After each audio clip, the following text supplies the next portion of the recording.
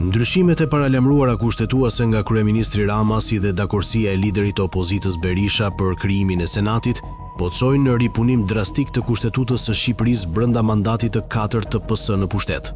Edi Rama është i qartë në strategjinë e tij për një republikë presidenciale të tipit francez, ku presidenti zgjidhet nga populli me një mandat 7 vjeçar, ku parlamenti votohet në normalitet çdo 4 vite e ku kryeministri drejton qeverinë, por kryeministrin e emëron presidenti. Natyrisht që parlamenti i jep vot besimin për qeverinë, pra një republikë presidenciale me kompetenca të forta kushtetuese të presidentit.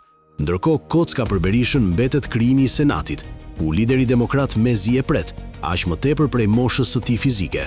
Ky projekt i siguron Edi Ramës një mandat presidencial të fituar, pasi asnjë nuk e konkuron dot.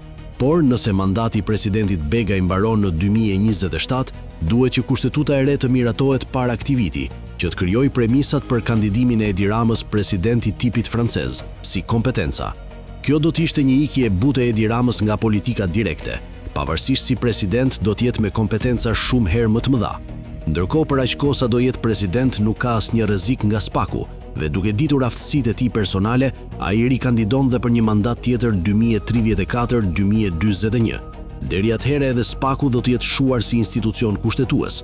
Berisha sot thot se nuk merr pjesë në këto ndryshime të thella kushtetuese, por do të jetë i detyruar dhe i joshur, siç dit i josh Rama si kryeministër.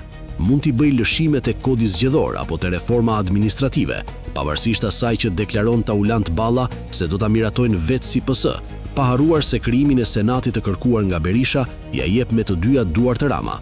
Pra po shkohet drejt ndryshimeve të thella kushtetuese.